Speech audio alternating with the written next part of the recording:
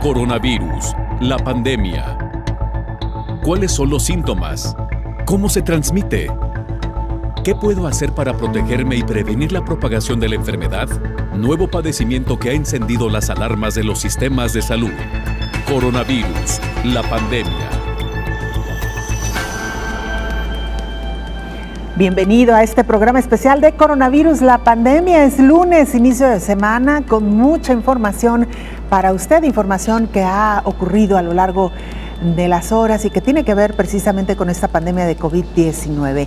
Hoy hablaremos, entre otras cosas, de las investigaciones y pruebas masivas que se han hecho, pero además de la relación de filogenia. De esto estaremos hoy hablando, que sin duda alguna es un tema de mucho interés. La COVID-19 ha acelerado las investigaciones biotecnológicas, biomédicas y de virulencia para detectar con exactitud las características del virus y la relación filogenia. La Organización Mundial de la Salud, de nuevo, nombra un experto para investigar si el virus pasó de animales a humanos en los mercados de Wuhan o si se filtró en un accidente de laboratorio. Recordará usted que ya la Organización Mundial de la Salud había enviado a un grupo de expertos que tuvieron ciertas dificultades para realizar la investigación. Bueno, pues hoy de nueva cuenta enviará a otro grupo de expertos a ver si pueden investigar un poco más sobre el origen de este virus SARS-CoV-2.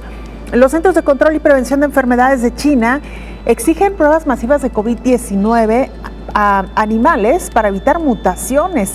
Se han identificado infecciones naturales del COVID-19 en varias especies animales no humanas a través del contacto con gente. De eso también estaremos hablando hoy. La rápida propagación de la variante Delta puso en alerta la necesidad de una identificación más rápida de las mutaciones. De ahí, pues todos estos trabajos que se están realizando y de los cuales ya le hemos comentado. Pero dejemos que sea nuestra compañera Isaura López Villalobos quien nos ofrezca más detalles. En tiempos de crisis sanitarias como la que el mundo atraviesa por COVID-19, es importante realizar todo tipo de mediciones para lograr retener el avance del patógeno. A 77 días de que termine el año y que el virus SARS-CoV-2 se penetra sin compasión en las venas de cada territorio del planeta, la respuesta sin precedentes de todos los países ha sido alta. Sin embargo, los especialistas se han pronunciado por alzar las medidas y penetrar más a las células de este virus para mortalizar sus variantes. La velocidad y la gravedad de la pandemia ha sido tal que el Sistema de Salud Mundial ha establecido diversos mecanismos para tratar de identificar a tiempo el virus. La ciencia ha buscado dar un paso más a esta emergencia sanitaria, comparando características del virus con las células humanas para determinar el grado de vulnerabilidad, pero también para lograr encontrar la plataforma más exacta para detener los máximos riesgos a la salud que se puedan presentar. La COVID-19 ha acelerado las investigaciones biotecnológicas, biomédicas y de biovirulencia. En el caso de las pruebas de detección, se ha buscado nuevas estructuras para identificar con exactitud las características del virus y la relación filogenia. A 2 meses y medio de cumplir 2 años con la emergencia de salud pública de preocupación internacional, nombrada por la Organización Mundial de la Salud como pandemia en marzo de 2020, aún no está claro su origen. Pero los primeros estudios filogénicos realizados en varios países han señalado que el virus pudo haber provenido de murciélagos y de allí haya pasado al ser humano a través de mutaciones o recombinaciones sufridas. Sin embargo, sigue siendo un enigma la información en el centro del lugar donde surgió, China. La información se mantiene cerrada. Los expertos de la Organización Mundial de la Salud han acudido sin tener más amplitud, solo muestras y evidencias aportadas por las autoridades chinas. En los últimos días, la OMS informó que un nuevo grupo de trabajo podría ser la última oportunidad para encontrar los orígenes de la COVID-19. La organización nominó a 26 expertos para que se unan al grupo asesor científico sobre los orígenes de los nuevos patógenos, quienes investigan si el virus pasó de animales a humanos en los mercados de Wuhan o se filtró en un accidente de laboratorio. Estas dos hipótesis han marcado la era pandémica de COVID-19, pero a casi 2 años la pregunta de cómo surgió sigue sin tener respuesta. Informó Isaura López Villalobos. Bueno, ya nos lo explicaba nuestra compañera Isaura López Villalobos, la importancia de conocer el origen del virus. Si bien es verdad, se tuvo en tiempo récord la formación genética o la conformación genética del virus SARS-CoV-2, lo cual permitió que se avanzara de manera mucho más acelerada en la creación de vacunas contra este virus. Es muy importante no solamente conocerlo, sino saber de dónde proviene y cómo se difundió en todo el mundo. Vamos ahora a Ginebra, Suiza, sede de la Organización Mundial de la Salud, para que nuestra compañera Verónica López, corresponsal de la agencia EFE, nos actualice el informe más reciente. Verónica, te escuchamos.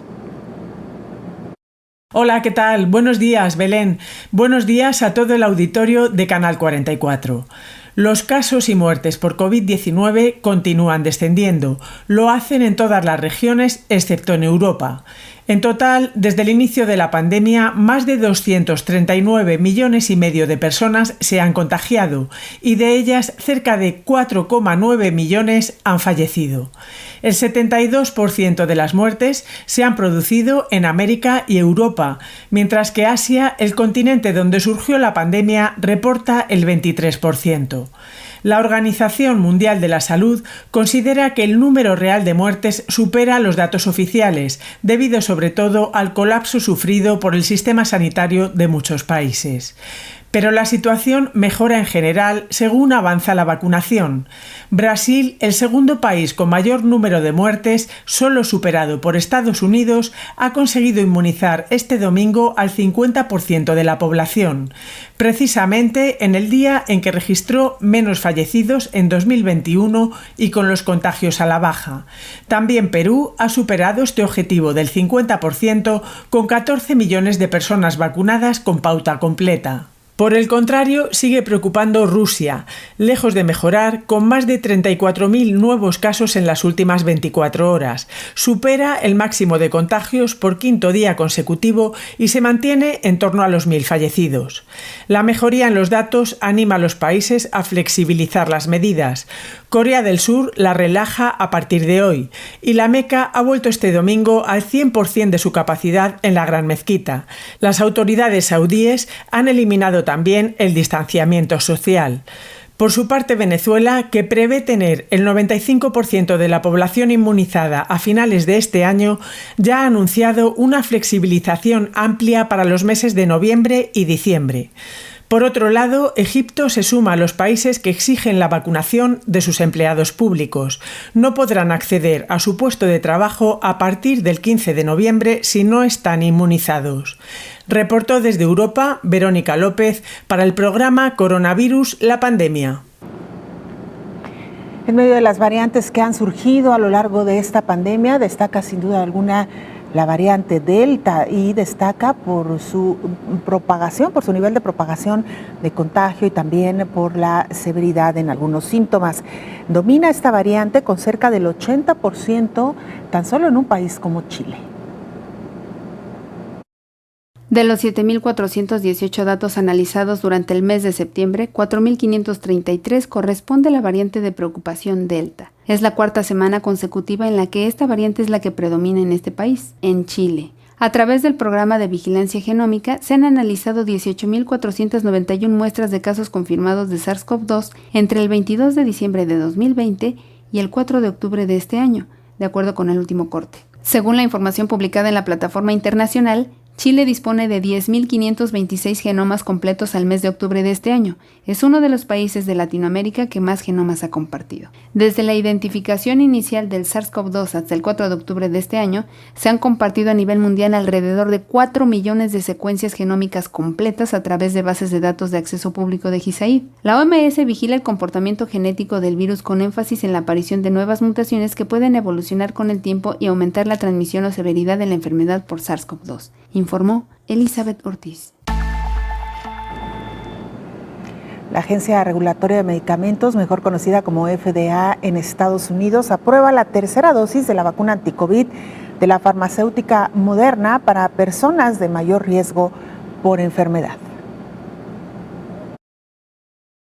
A un mes después de aprobar la tercera dosis de la vacuna anticovid de Pfizer, los expertos de la FDA de Estados Unidos votaron unánimemente a favor de aplicar una tercera dosis de refuerzo de la vacuna contra la COVID-19 de la farmacéutica Moderna a grupos poblacionales en riesgo. Quienes hayan sido inoculados con la vacuna de Moderna hace 6 meses o más podrían recibir un refuerzo de media dosis para aumentar la protección contra la COVID-19.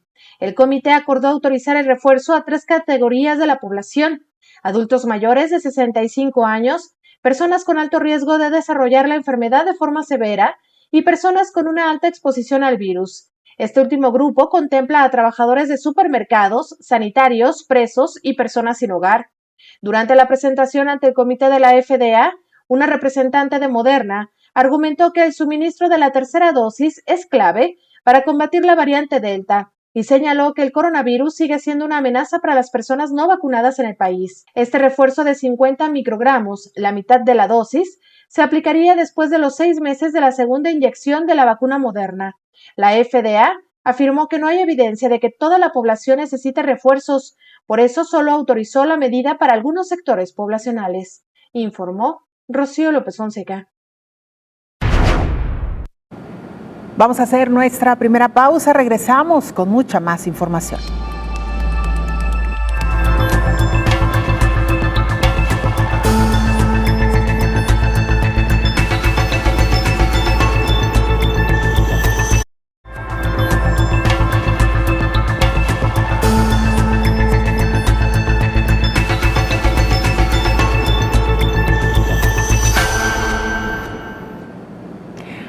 @Canal 44 TV, nuestra cuenta en Twitter y Facebook. Nos puede mandar mensajes también a través de WhatsApp al 33 22 42 06 90.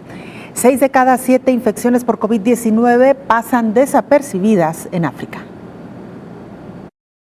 Solo el 14% de infecciones por COVID-19 se están detectando en África, advirtió la Organización Mundial de la Salud en la región. Para revertir esa tendencia y frenar la transmisión, la Oficina Regional anunció una nueva iniciativa para mejorar la detección comunitaria para llegar a más de 7 millones de personas con pruebas de diagnóstico rápido durante el próximo año.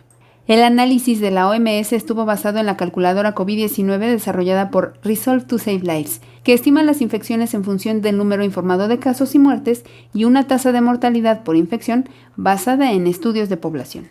Encontró que el 10 de octubre de 2021 se estima que el número acumulado de infecciones por COVID-19 en África es de 59 millones, 7 veces más que los más de 8 millones de casos notificados. Hasta la fecha, la detección de COVID-19 en África se ha centrado en personas que se presentan a los centros de salud con síntomas, además de realizar pruebas a viajeros internacionales que llegan y salen, lo que lleva a una subnotificación a gran escala, dado el alto porcentaje de casos asintomáticos en el continente. El programa tiene como objetivo aumentar la capacidad de prueba en cada país participante en un 40%, asegurando que alcancen el punto de referencia recomendado por la OMS de 10 pruebas realizadas por cada 10,000 personas semanalmente. En la actualidad se han registrado más de 8.4 millones de casos de COVID-19 en África, incluidas 214,000 muertes, informó Elizabeth Ortiz.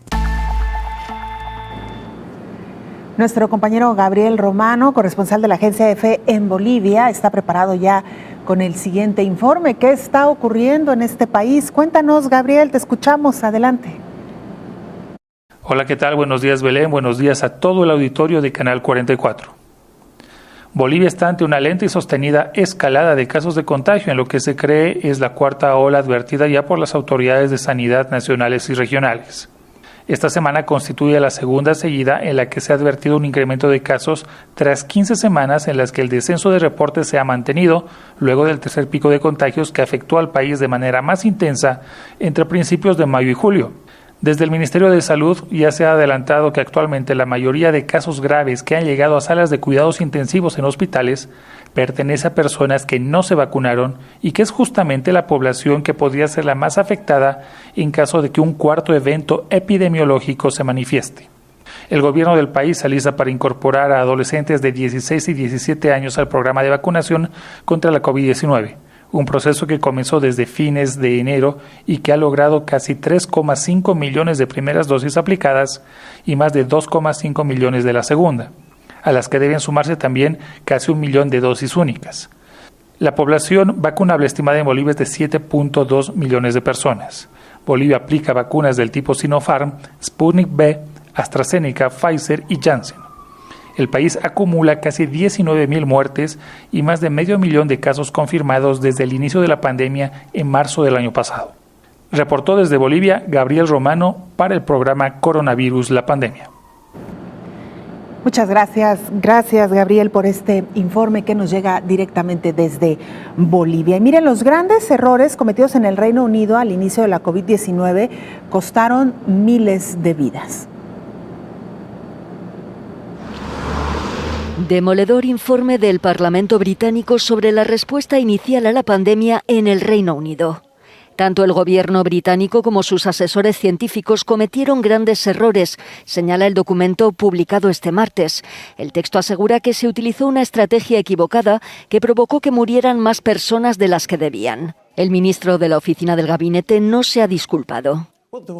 Hay lecciones que aprender, ha dicho, pero la cuestión es que tomamos decisiones basadas en la ciencia. Protegimos al NHS, distribuimos la vacuna a un ritmo constante, pero aceptamos que hay lecciones que aprender. Titulado Coronavirus, lecciones aprendidas hasta la fecha, el informe asegura que el gobierno Johnson tardó demasiado en imponer un confinamiento, lo que costó miles de vidas. En conclusión, esas primeras malas decisiones son uno de los mayores fracasos de la sanidad pública en el Reino Unido. Errores que dejaron en evidencia importantes deficiencias en la maquinaria gubernamental. Por ejemplo, no se compartió información vital y faltó transparencia en el asesoramiento científico. Bueno, pues parte precisamente de los análisis, de los estudios que se están realizando a varios meses de esta pandemia, la evaluación que cada país está haciendo del manejo que tuvo al inicio de del surgimiento de esta enfermedad. Sin duda alguna, mucho que aprender y mucho que corregir a lo largo de todos estos meses. Vamos ahora hasta Bucaramanga, en Colombia. Nuestro compañero Richard Quiñones de Oriente Noticias nos preparó el siguiente informe. Richard, te escuchamos, adelante. Hola, ¿qué tal? Un saludo especial para ustedes allá en México. Les contamos las últimas noticias con relación al COVID-19 en territorio colombiano.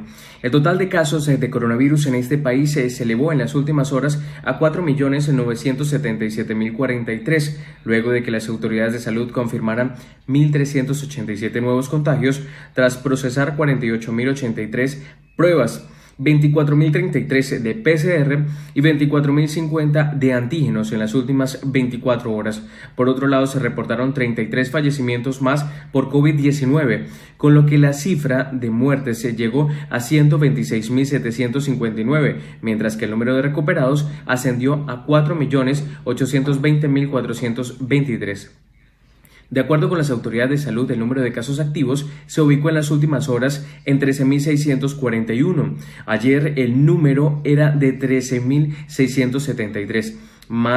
Tras más de un año con la normativa del tapabocas en algunas de las principales ciudades del país, se comenzó a desincentivar su uso. Incluso durante el pasado mes de septiembre, la Secretaría de Salud de Bogotá informó que la ciudadanía se había presentado un deceso de 89% a 64% de personas que se protegen haciendo uso de mascarillas, situación que podría deberse a la base del Plan Nacional de Vacunación, pues varias personas se sentían confiadas luego de haber sido inmunizadas. ¿Hasta cuándo habrá que utilizar tapaboca en Colombia? Es la pregunta de muchos, pues en las últimas horas el Ministerio de Salud se refirió a la posibilidad de que en los próximos meses los colombianos puedan dejar de utilizar tapabocas en sitios públicos. Según informó la autoridad sanitaria, al menos por los meses que quedan del año 2021, el uso de mascarilla para prevenir el contagio del COVID-19 continuará siendo obligatorio en las regiones del país, pues pese a que se han logrado grandes avances en la vacunación, hay muchos ciudadanos sin recibir el biológico, por lo cual se mantiene la contingencia frente a la pandemia. Alrededor de 43 millones 887.000. Esta es la cifra más importante porque contabiliza a las personas vacunadas en territorio colombiano. Han recibido las dosis completas de vacunación contra el COVID-19. Bogotá se prepara para autorizar el 100% del aforo en eventos.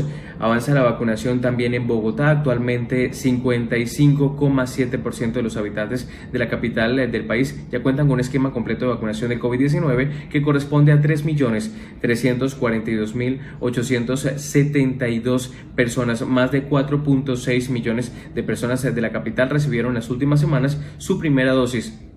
Ante el positivo panorama, la alcaldesa de Bogotá, Claudia López, informó que para el momento en el que la ciudad avance el 70% de personas vacunadas por esquema completo, se podrá abrir la totalidad de los eventos masivos que tengan el aforo del 100%. Esto permite también darle celeridad a la reactivación económica que espera llegue a un buen punto para el mes de diciembre, aprovechando además las compras de la temporada navideña y el fin de año, que serían el vehículo para reactivar más de 1 millón de empleos que según la alcaldesa de Bogotá se perdieron durante la pandemia. Esto es todo por ahora desde Colombia. Los saludamos a ustedes allá en México. Feliz día para todos. Muchas gracias, Richard, y por supuesto un saludo, un abrazo a nuestros hermanos colombianos que nos siguen a través de las señales de las televisoras públicas.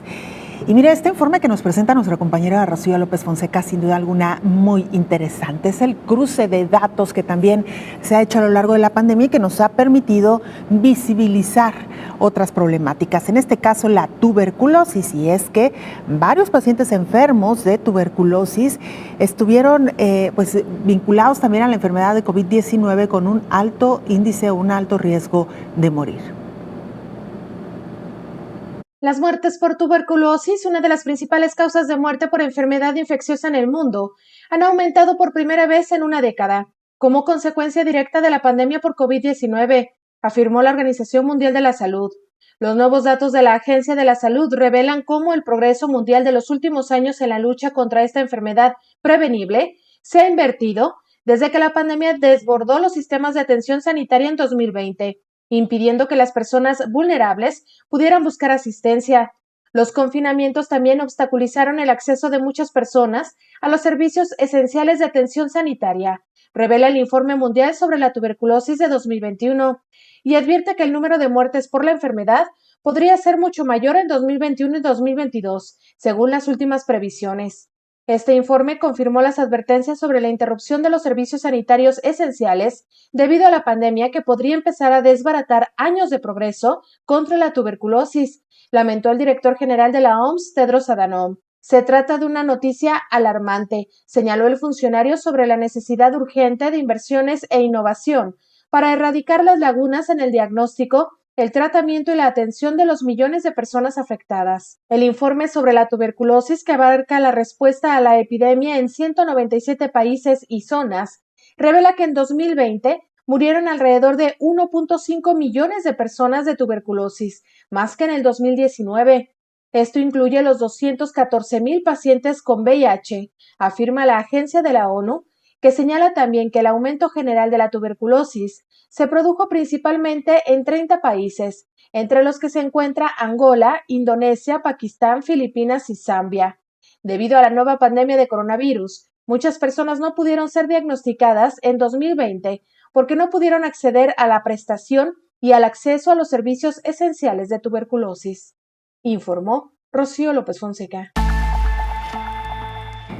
Mire, hay países donde se han aplicado algunas restricciones para aquellas personas que no se han vacunado todavía. Esto a manera de incentivo para que toda la población, en la medida de lo posible, esté vacunada. Hay otros países que han optado por una estrategia distinta. Uno de ellos es Alemania, donde las pruebas para detectar el virus del SARS-CoV-2 dejarán de ser gratuitas para aquellas personas que no se han vacunado.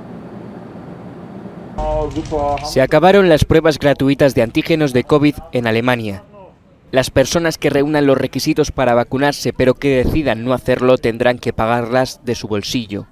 Costarán entre 15 y 20 euros. Se trata de una medida destinada a fomentar una mayor aceptación del sistema de vacunación contra la COVID. Una política similar entra en vigor en Francia el 15 de octubre, tanto para las pruebas de PCR como para las de antígenos. Mientras, los hospitales de Rumanía están luchando para hacer frente a un aumento de las infecciones por COVID-19 a medida que la variación Delta se extiende por todo el país. El coordinador de la campaña nacional de vacunación ha comparado la situación con la de Italia de hace un año. Una ciudad del suroeste de Rumanía, Drobeta Turnu Severin, es la primera ciudad importante que se confina en esta nueva ola de la pandemia. Mientras tanto, en el Reino Unido, el Servicio Nacional de Salud insta a los ciudadanos a vacunarse contra la gripe a medida que se aproxima el invierno. Los expertos temen que la enfermedad respiratoria pueda resurgir después de que las medidas de aislamiento contuvieran los casos el año pasado. Bueno, pues así la situación en Alemania y estas disposiciones para incentivar la vacunación entre su población. España elimina restricciones luego de 16 meses, esto para los viajeros. A partir del 15 de octubre, el gobierno español eliminará la limitación de acceso a las terminales de los 46 aeropuertos de su territorio. Con esta medida avanza para la recuperación de la actividad económica y la paulatina vuelta a la normalidad, en particular de cara a una reactivación del turismo. En línea con las decisiones que están adoptando gran parte de los aeropuertos europeos, se permitirá el acceso de acompañantes a las terminales aeroportuarias, aunque el ingreso se podrá ver limitado en momentos de gran afluencia para evitar que se produzcan aglomeraciones.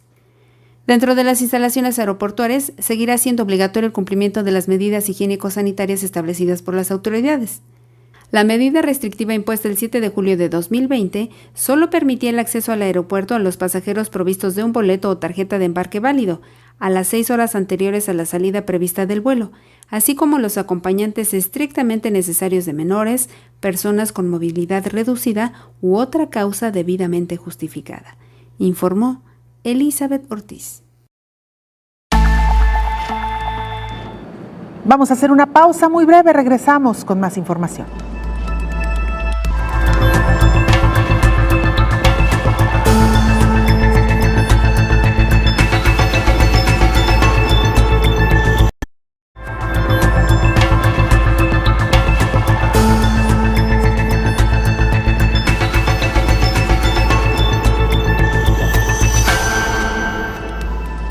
China también continúa explorando qué fue lo que sucedió con este virus SARS-CoV-2, pero lo más importante, cómo es que se ha estado transmitiendo o se transmitió de animales a humanos. Es por ello que exige realizar pruebas de COVID-19 de forma masiva a animales. El director del Centro de Control y Prevención de Enfermedades de China, George Gao, exigió pruebas masivas de COVID-19 a animales para evitar mutaciones. El científico señala que se han hallado infecciones naturales del COVID-19 en varias especies animales no humanas a través del contacto con la gente. Estas incluyen gatos, perros, animales de zoológico como tigres y leones e incluso monos. Recordó también la transmisión de bisones como un evento importante, ya que los bisones fueron capaces de infectar también a los humanos con el virus. El año pasado en Europa se sacrificaron a miles de bisones de granja debido a un brote en varias ciudades europeas. Por su parte, científicos de Estados Unidos llevaron a cabo pruebas de COVID-19 en venados de cola blanca de 4 entidades del país este año, a causa de la evidencia de que tal vez sean susceptibles a la enfermedad. Los científicos analizaron 624 muestras de los venados antes y después de la pandemia y detectaron anticuerpos contra el COVID-19 en 152 de ellas en 2021. Se debe señalar que este fue un estudio sin aval de sus pares. Por esta razón, el Centro de Control de Enfermedades de China llamó la atención y se dice preocupado de que la transmisión del COVID-19 de las poblaciones silvestres a los humanos pudiera llevar a mutaciones nuevas, y que aun cuando algunos estudios experimentales han sugerido que varios animales silvestres podrían ser susceptibles al virus, estos solo son la punta del iceberg, ya que la susceptibilidad de la mayoría de los animales silvestres terrestres al SARS-CoV-2 todavía no se ha analizado, advirtió, informó Rocío López Fonseca. Gracias a nuestra compañera Rocío López Fonseca por este informe que le decía nos remite un poco a esos esfuerzos que se están haciendo en el ámbito internacional, no solamente por conocer el origen del virus SARS-CoV-2, sino también cómo se transmitió y si hoy por hoy los animales siguen siendo un foco preocupante para la transmisión del virus SARS-CoV-2. Y bueno, para hablar Ay, perdóneme usted, para hablar de este y otros temas, ya nos acompaña en esta mesa de trabajo el infectólogo Héctor Raúl Pérez Gómez. Doctor, bienvenido. Hola Belén, buen día, qué gusto saludarte. Salud Belén. Una disculpa, doctor. Gracias. Al contrario. Gracias, doctor. Bueno, un tema, lo decíamos ya al inicio del programa. En términos generales, doctor, Estados Unidos, no Estados Unidos, discúlpeme, la Organización Mundial de la Salud envió, como sabemos, un grupo de expertos para conocer el origen del virus SARS-CoV-2, particularmente rastrear la ciudad de Wuhan. Fueron resultados un poco inciertos porque no hubo el acceso total a la investigación. Hoy se anuncia que habrá un segundo grupo para investigar qué fue lo que sucedió. ¿Por qué es importante, doctor, conocer de dónde vienen los virus? ¿Qué repercusión tiene esto en las variantes? Y en un término también que hoy estamos planteando, que en lo particular para mí es nuevo, la filogenia. Ajá. Belén, el 70% de las enfermedades infecciosas que padecemos los seres humanos son zoonosis. Provienen de animales, de especies animales que pueden no enfermar, pero sí pueden ser portadoras de un determinado patógeno. Y así como SARS-CoV-2, te podría decir de SARS, el virus del 2002-2003, que es el precursor de alguna manera del actual virus responsable del COVID-19. También el MERS, el virus responsable de la enfermedad conocida como MERS, que se presentó en el 2013.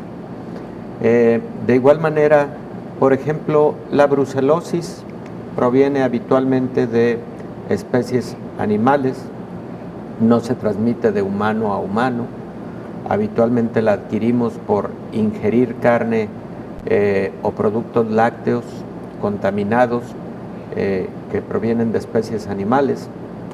De igual manera, por ejemplo, todas las arbovirosis, que son infecciones virales transmitidas por artrópodos, tanto mosquitos como garrapatas. Ahí hay más de 100 enfermedades infecciosas causadas por este tipo de vectores, arbovirus. El mismo VIH, Belén, en múltiples momentos fue investigado y finalmente todo parece indicar que un poco antes de la década de los 50, probablemente haya sido desde la década de los 40 del siglo pasado, una especie de mono verde pudo haber sido el primer portador del virus de la inmunodeficiencia del humano y haberlo transmitido a los seres humanos sin que este mono enferme. Es un portador, digamos, sano. Y así te podría describir una cantidad de patologías, insisto, que tienen origen en especies animales. La hipótesis más aceptada con respecto a los coronavirus, a los tres últimos que son coronavirus que generan enfermedad grave, es que los primeros portadores son murciélagos de alas largas, que posteriormente estos murciélagos transmiten la enfermedad a lo que conocemos como un portador intermedio o un huésped intermedio, y que este huésped intermedio lo transmite finalmente al ser humano, que es un huésped definitivo y que desarrolla la enfermedad. Ni el huésped primario, que es el murciélago de alas largas, o el intermedio, que para el caso de SARS-CoV-2 es un pequeño animal conocido como pangolín y que vive en diversas regiones en China y en Mongolia, ni el primario ni el huésped intermedio enferman, pero sí pueden transmitir, y lo transmitieron al ser humano.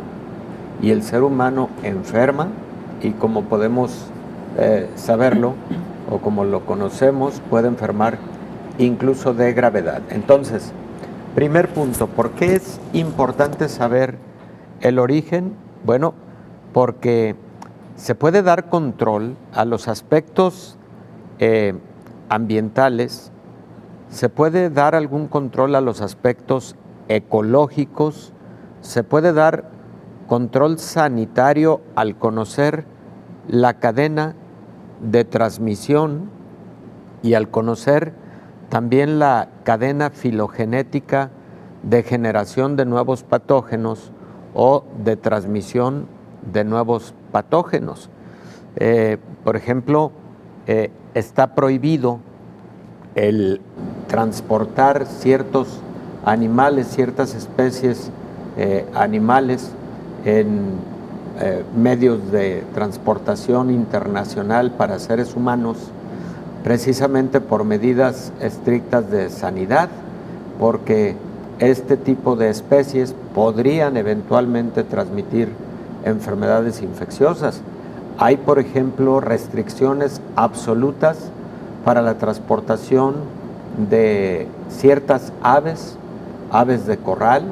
Bueno, Belén, incluso hay restricción para la transportación, incluso personal individual, de alimentos, porque esos alimentos pueden ser vector de transmisión de enfermedades infecciosas. Entonces, lo mismo ocurre con respecto a especies vivas, y esta situación es precisamente como parte del control sanitario de las medidas de prevención de transmisión internacional de enfermedades infecciosas que sabemos que pueden ser transmitidas por algunas especies animales. Doctor, qué interesante esto que nos mencionaba, que en algunos casos los huéspedes del virus no desarrollan la enfermedad. Así es. Los huéspedes y además transmisores hacia los humanos, doctor. Es correcto, Belén, es correcto. Mira, escuchamos una nota de Rocío López Fonseca hace unos momentos, muy interesante, ¿no? Ha sido una pregunta recurrente durante estos casi 2 años de pandemia, el si animales, tanto domésticos como animales silvestres salvajes, podrían ser portadores del virus SARS-CoV-2 y por lo tanto de riesgo de transmisión a los seres humanos. La pregunta ha sido sobre todo respecto de animales domésticos, por ejemplo, gatos o perros, etcétera. Se han encontrado en muy pocos casos aislamiento del virus en vías respiratorias de especies animales de esta naturaleza. Se han encontrado más frecuentemente en felinos que no son domesticados, por ejemplo, tigres, sobre todo, ¿no? Ha habido algunos reportes de felinos infectados con SARS-CoV-2 que no desarrollan la enfermedad, Belén, pero que sí son portadores, y lo que no ha logrado definirse es un hecho, es que todavía especies animales domésticas transmitan la enfermedad al ser humano. Esto lo comento porque es importante no generar una alarma innecesaria, porque todavía no se ha aceptado, insisto, que estas especies, como los perritos o gatitos que tenemos en casa, puedan transmitir la enfermedad de COVID-19, ¿no? Claro que es recomendable, y ahí sí creo que se ha hablado poco del punto. Es recomendable que cuando una persona está en aislamiento, también esto incluya el mantener aislamiento respecto de sus mascotas, respecto de estos animalitos que, insisto, no está aceptado que sean vectores transmisores de la enfermedad, pero hay que extremar medidas, y si estamos hablando de que hipotéticamente algunas de estas especies podrían infectar y ser vectores de la enfermedad, aunque sea algo no aceptado aún, es mejor extremar medidas de precaución. Así es, doctor. Vamos a hacer una muy breve pausa, si le parece. Claro. Regresamos con mucho más del tema. Y podemos comentar especies que sí son domésticas y que pueden transmitir otras enfermedades. Exacto. Con esto regresamos, doctor. Vamos a la pausa.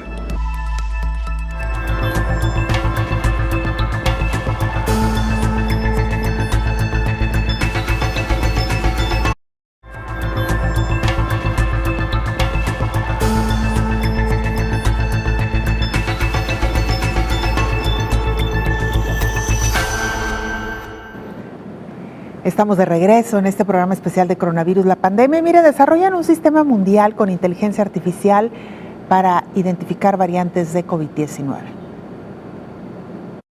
La rápida propagación de la variante Delta, altamente infecciosa, puso la alerta sobre la necesidad de una identificación más rápida de las mutaciones de COVID-19. Al unir a los gobiernos y las comunidades médicas en este desafío, la Universidad de Oxford y el Sistema de Análisis Global de Patógenos de la empresa Oracle ahora está siendo utilizado por organizaciones en casi todos los continentes.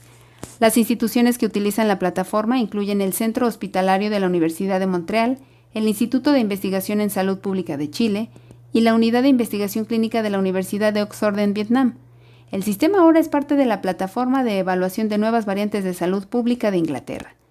Los usuarios podrán acceder, cargar y procesar sus datos de secuencia completamente bajo su control soberano y recibir datos completamente analizados en tan solo 20 minutos de carga exitosa. Si optan por compartir datos, contribuirán a la visualización de información global en el tablero de instrumentos que revelan los cambios diarios en la forma en que avanza la pandemia y cómo está cambiando el virus. Esto permitirá una evaluación continua de la pandemia y ayudará a orientar las intervenciones nacionales y mundiales para frenar el impacto del virus, informó Elizabeth Ortiz. Gracias a nuestra compañera Elizabeth Ortiz. Doctor Héctor Raúl Pérez Gómez, antes de irnos a la pausa hablábamos sobre esta relación que ha habido, incluso histórica, de la transmisión de virus que han sido transmitidos de animales a humanos. Hablaba usted también de esta posibilidad de que los humanos, en medio de la pandemia de COVID-19, pudieran contagiar también a sus mascotas. Es algo que todavía no está 100% probado. No está 100% probado. Se realizan estudios a nivel mundial, Belén, para identificar este punto, porque sí tiene relevancia a la salud pública. Y tiene tanta relevancia que, como antes señalé, de confirmarse, sí se tendrían que identificar algunas medidas convenientes para que en un caso determinado al interior de una familia también haya ciertos cuidados respecto de la convivencia con las mascotas, ¿no? Hay personas que tienen una convivencia muy cercana, físicamente cercana. Hay personas que todo el tiempo están abrazando a la mascota, etcétera. Hay muchos afectos ahí al respecto de las mascotas que tenemos en casa, y eso claro que puede representar algún riesgo de transmisión de alguna determinada enfermedad. No estoy hablando estrictamente de COVID-19, que no ha sido todavía terminado de estudiar respecto de este escenario, pero sí de otras enfermedades infecciosas, ¿no? Claro, doctor. Y que justo eso sí se ha identificado, claro, el contagio entre humanos y mascotas. Sí, por supuesto, Belén. De hecho, mira, por ejemplo, los perritos pueden transmitir algunas enfermedades infecciosas que generan diarrea en el ser humano, como por ejemplo la criptosporidiasis o la isosporidiasis.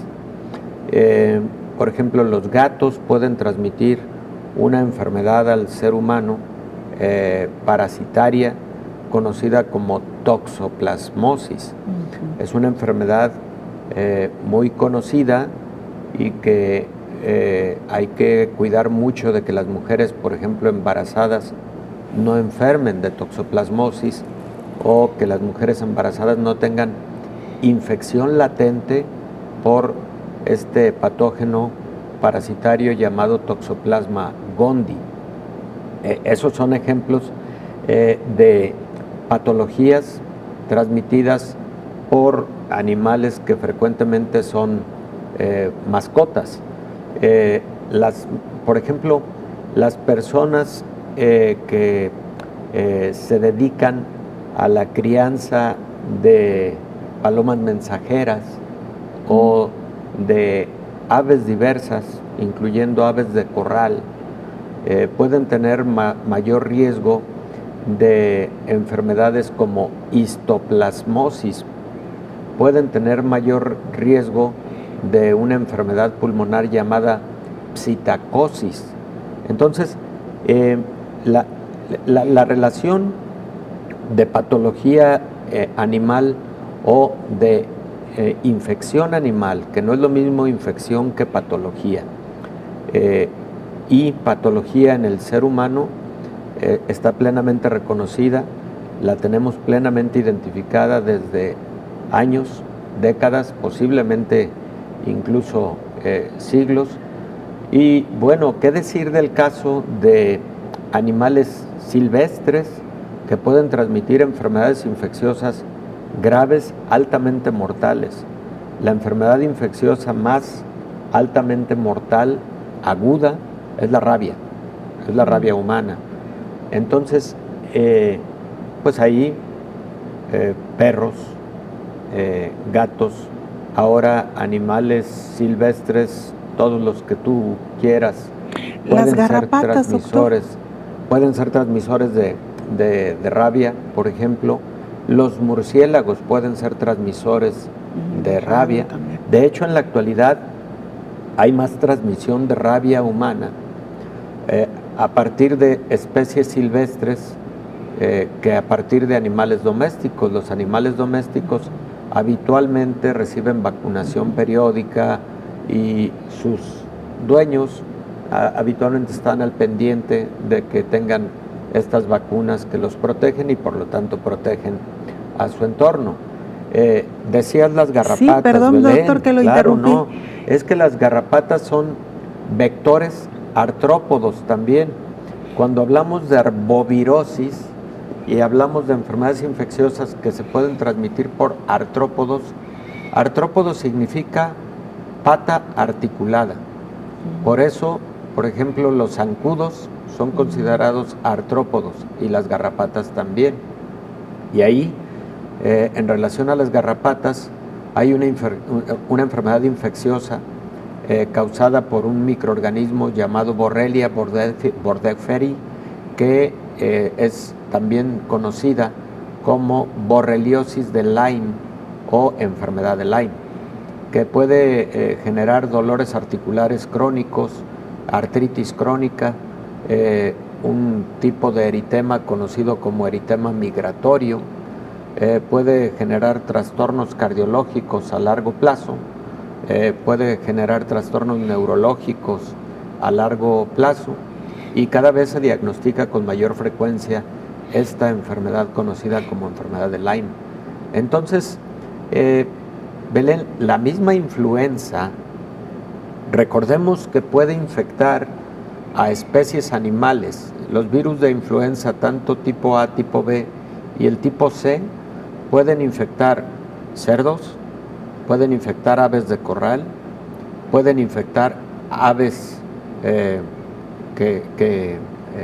no estrictamente de corral, pueden infectar equinos, pueden infectar al ser humano. Por ejemplo, la pandemia de influenza A, H1N1, ocurrida en el 2009-2010, fue producto de un virus recombinado. Y aquí vienen aspectos de la filogenia de los microorganismos. Estos virus recombinados es, como su nombre lo dice, la combinación de material genético de un virus, de otro virus, de otro virus, que da lugar a un nuevo virus. Y el caso del virus del 2009, de influenza tipo A, fue la recombinación de un virus humano con un virus aviar y un virus porcino. Por eso se le conoció como influenza porcina, o se pensó que podía provenir de estas especies animales. No, realmente fue un virus recombinado, ¿no? Los patógenos, por ejemplo, Belén, como algunos parásitos, pueden infectar primero a especies animales, como el caso de la tenia y la cisticercosis, que pueden infectar primero a las especies de porcinos y posteriormente al ser humano.